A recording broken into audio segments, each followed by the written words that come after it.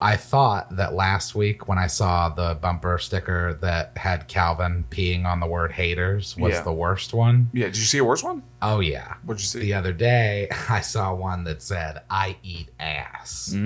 I saw one today. It was D's Nuts 2020, and I was like, I immediately like that person. Yeah. Shut up, shut up, shut up, shut up. I'm embarrassed. Oh my god, it was the funniest article I've ever read in my entire life. I watched a couple of compilation videos on YouTube. I've got it all figured out. You're listening to the No Big Banana Podcast. Welcome back to the No Big Banana Podcast. My name is Charles. My name is Justin. My name's Cody. And what's happening in the world today other than spooky, scary stuff with the coronavirus? Spooky, scary. I've already accepted the fact that all of my stuff is being monitored. Yeah. That's a difference in generations, don't you think? All of these people that are like, wow, Patriot Act. It's like, I was like 13 when the Patriot Act was signed. Mm-hmm. Yeah. So. But you still remember life before 9/11. Do you remember? Yeah. Like, you remember just what it was like. Yeah. You can see the overstretch from then to now. Yeah. Yeah, but I mean, in that, like, everything that I've ever recorded, I've just assumed is being listened to by the government. Oh, yeah. 100%. Yeah, in one way or another. Yeah, but I mean, that's kind of just become a part of life. You know, like, I don't even really think about it anymore. It's like, if they want to know. Yeah. They want to know. I guess. Yeah. I don't know. Edward Snowden feels differently. Oh, yeah. Oh, for sure. And, well, I mean, like, obviously. I feel differently. Yeah, I mean, obviously, it'd be nicer if but, like, I've just kind of, it's like one of those things, like, you know. What are you going to do? You just kind of come to accept it. Yeah. What are you going to do about it? It's literally what are you going to do? It's not, you can't vote the Patriot Act out. Yeah. Yeah, what are you going to do? Vote? So speaking of the coronavirus and voting, our governor seems real gung-ho about keeping election day going. Yeah. I think, it's probably a good idea to I can't wait till we get to the point where it's like just an app you can vote on. Because, like, that's what we were saying. We talked about that today. Like, this is just another reason for remote voting. Mm-hmm. Yeah. And, like, to curb the whole, you don't know who's voting for you, is you still have to register in person to vote. You go in person, you get a one-time key or whatever. You log back in and then cast your vote, and it completely deletes your number that was associated with it. That's kind of cool. And it just but I mean, like, my vote. phone has my fingerprint. It has my facial recognition on it. Like, oh, yeah. I mean, it's probably also got like a blood sample in there somewhere. Yeah, Probably. and you're being tracked globally all the time. Mm-hmm. So it's and like, all of these apps take hold of your fucking like shit. Shadow. Yeah. Look at how well that turned out. Yeah. God, that's I didn't even think about that until after we started talking about this. Like, oh yeah, it'd be great to just be able to vote on your phone. It's like, oh yeah, there's that fucking app that we're still trying to find the whatever. Yeah, that's just another nightmare that's been introduced. But I think it's got to be short-sighted and foolhardy, right? To fucking let's round up all of the old people and put them together. Because that's Florida. Because that's what voting in Florida is. No, it's just Florida. The only short side I see is I just don't understand why you don't push it back to another state's date. Right. What's the harm in that? We're not the last one that's going to be voting. It also just seems odd to me, like, just the whole, like, oh, well, these 4 states are voting today, and then these 7, and then these 13, and then, 1 or 2 here. It's like, just fucking vote. It's part of what makes the Electoral College silly. Mm-hmm. Yeah. It's like, look, if we're going to do it this way, then let's not be silly about it. Aren't we striving for efficiency? Shouldn't that be our goal, evolutionarily speaking? Oh, yeah, absolutely. I mean, we know how to fly, so we don't need wings. We don't have to breathe in space because we figured out how to build a craft that we can sit in and we don't have to breathe. Yeah. Well, I mean, it provides air for us. Exactly. Yeah. Like, why can't we figure out voting at that point? I don't get that. Yeah, we can get to the fucking moon, but we can't have an app that just, like, fucking votes for us. How about I can renew my driver's license online, but I can't vote online? It does seem like a strange, like, list of priorities on what's been automated, like, through our, like, devices and stuff. Yeah. It's just odd. Well, yeah, I mean, like, okay, probably part of it is, like, they don't want to make the voting process easier because then, like, it'll change the way things go down. And, like, let's be honest. Right. Voting from home enables a third party a lot more. Bingo. Oh, fuck yeah, it does. Bingo. Well, that's exactly why we're not allowed to vote in primaries. Yeah. I was thinking about that the other day, and I was thinking, if somebody gave me the keys to the fucking ship, and they were like, all right, you're in control of the United States, what's first thing? Allow third parties to vote in primaries. Immediately. And then we can restructure the system from there. But I feel like until that happens, you're always going to be silencing what could be another majority party. Mm-hmm. Yeah. I mean, and there's a lot of us, and it's not just one, it's all of the others. Yeah. Because all of the moderates. Cody considers himself a libertarian. I consider myself non-party affiliated. Yeah. And, on paper, if you're a Republican or a Democrat, those are the same thing, but they're not the fucking same thing. No, not at all. And our voices deserve to be heard equally. Yeah. And particularly when it comes to primaries, when you're in a situation like this one where the country is legitimately split down the middle on the incumbent and whoever else there is, it's critical that these voices, being mine and Cody's, are heard in that only mine initial, and Cody's. In that, in that Leave initial, it to us, guys. That brings me to the second rule, which is no one else is allowed to vote. Except for me and Cody will be making the decisions from here on out. And then, of course, the third rule, which is my statue, but we'll get to all of them. But truly, make it out of marble, you fucks. The Cornell, the Cornell Dam. The Cornell Dam. Yeah. But I don't know. There's Bates Monument. There's an unfairness to just the system in general. Sure. And I think that it's a great thing that they are allowing felons who have paid their time and done their shit to vote again. That's that was something that I was really proud to vote for. Well, because if you're saying that they're not allowed to vote, then you're saying that there are no roads to redemption. Right. Because you don't know that person's story. But I mean, like, that is kind of that is kind of how society is leaning, though, like with this whole like cancel culture. Yeah. It's like they can't grow. They can't become a better person. Not only that, but we're gonna dig through your past to find something to ruin you. Oh, you used a racial slur and a joke in a chat room and AIM. Like now you can't be president. It's not fun. But what I've started to realize, like with a lot of stuff that I listen to, like a lot of the programming that I digest from like comedians and shit, is I think that the audience is stronger than the PC people now. Yeah, because the audiences have rallied. Yeah. Well, I would also argue that like comedy won. Yeah, the thing that frustrates me the most is like that there is a distinction between politically correctness and outrage culture, and the two are just synonymous in most people's minds. So it's like you can't be progressive in the sense of like being accepting of others without it coming across as like, oh, you're just one of those outrage culture guys. Yeah. I feel it happens everywhere. It's the same with like all, lefts are socialists, all rights are Nazis. It's like all of these groups get bundled up and then you can't break them up. And it's just frustrating to me that like labeling politically is really dangerous. Or just labeling in general. Yeah. Like painting with a broad brush leaves nobody in a better position than when they started. Labels if I cans. Yeah. That's what we used to say when we were punk rockers in high school. Hell yeah. Dude, I still want to get like a denim jacket with like a band patch on the back and shit. Yeah. Fuck yeah. So do I. Yeah, dude. It's just metal as fuck, bro. Yeah. We used to do one we did in school. We called it Tucks and Chucks. And we did it on Fridays. Fuck yeah. And we would wear wear tuxedo pants and tuxedo shirts, but we would wear like our punk rocker jackets. Yeah. Hell yeah. And then most of us would wear hats, and then like we'd wear like a tie and cummerbund. We would wear a tie to match our shoes, whatever chucks we were in. That's that's some tasty jams right there. And we all had different chucks. Like in the ska band, we all had different chucks that were our Dude, own I fucking color love like I'm not a big shoe guy, but I really like chucks, and I really like the checkered Vans.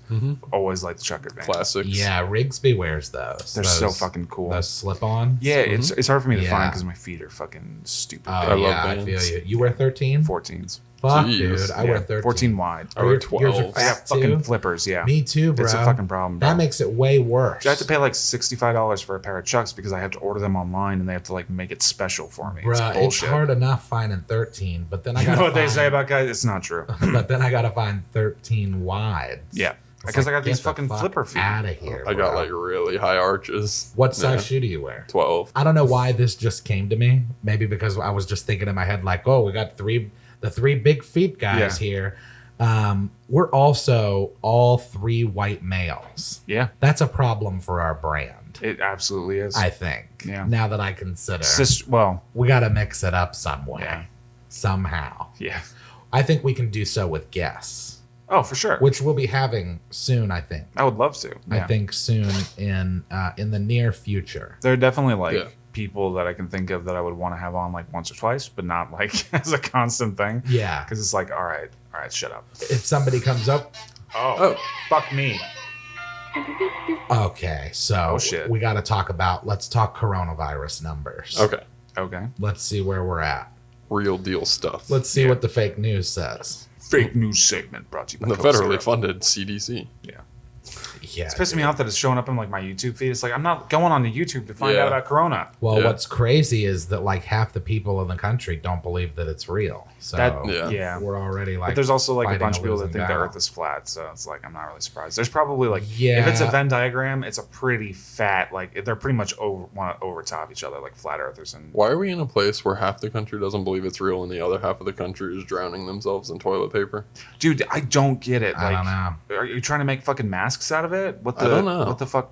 What the fuck is that? I can't. And bread. I can't imagine being so comfortable with just like this is my side and this is where I'm at and I don't need any other input. Yeah, I also don't understand. I'm a skeptic, man. Like I enjoy like playing devil's advocate. Yeah, those people. Like, you know what those people's problems is that they didn't have anybody when they were young teach them to question shit. Yeah. And George Carlin taught me that. Yeah, dude, I remember like one of the first moments where like I realized that I was not in the same line of thinking was when I was in Boy Scouts. There was a moment where I was like asking about evolution to like some of the Scoutmasters, and they got like fucking mad at me. Like they were like yelling at me like I was like talking some Satan shit, and I was like, I'm just curious as to why both can't be true. Right. And they were like, it's not. And I was like, okay, maybe this is not like the time and place. Like, because dude, I tried. Like, I really did try to be like a good Christian boy, like a religious person. Like, I went to a church one time, and I remember like being awestruck at how like everybody seemed to be collecting this. Like, there's something to be said about like energy, getting behind an idea, yeah, or just like the everybody's thought going to the same place, right? You know, even though I don't really believe in like all that shit, but like.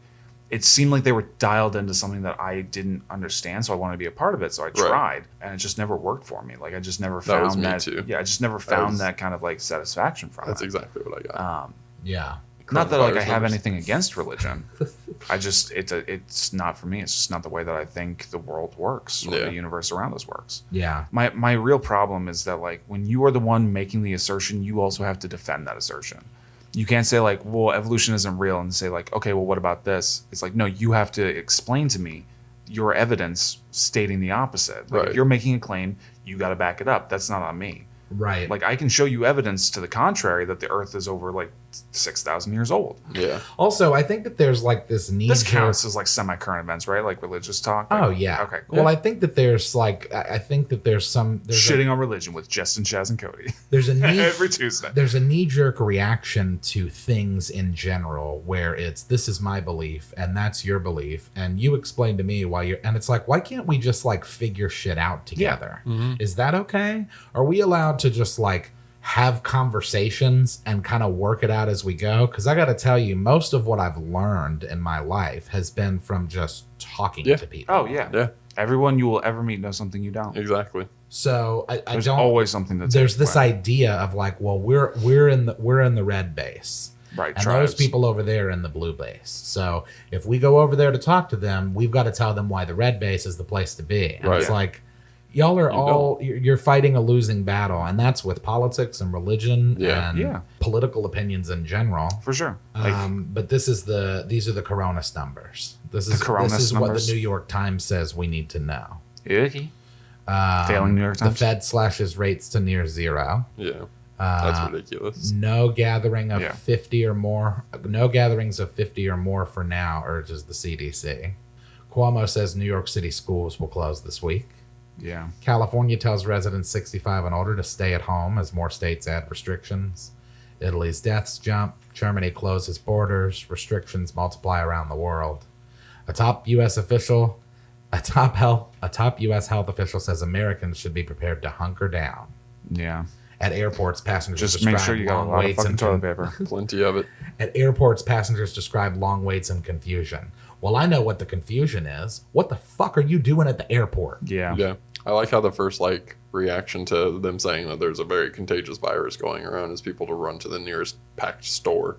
Yeah. To buy shit. Right. Oh yeah, and they're clearing it out, bro. It's ridiculous. I was in Publix today. There is no toilet paper. Yeah, I went to Walmart. There's no bread. There's no milk. There's no eggs. It's like there is no Walmart. That's not even a food that like lasts. Like get canned food, bitch. Like what are you doing? What's crazy to me is that these people, I've seen these arguments and shit on Facebook. I got to tell you, I try to be really good about biting my tongue to prevent flame wars on Facebook because I just don't fucking have time. I don't use Facebook, but it's getting harder.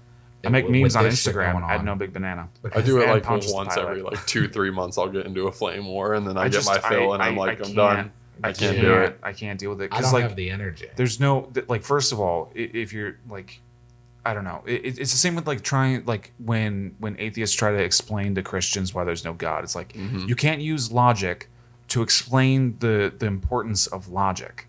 Right. It doesn't work. You're not going to get through to them. It's a useless effort. Yeah. So it's like even like when Bill Nye is up there with the fucking guy that runs like that one church, and he's like, "Well, there's this thing called the Bible that has the answer," and it's like nothing you say is going to get through to that guy because you can't use logic on someone who doesn't find logic important. Right. Like so, it's the same with like any flame war on Facebook. It's like if you get into a flame war with someone who's an anti-vaxxer on Facebook, you ain't gonna change their minds. Yeah. They've made it up. Well, there's people out there that are saying like, because I posted the meme the other day that was the images of all the empty shelves, and it said that the stores look a lot like what these stores.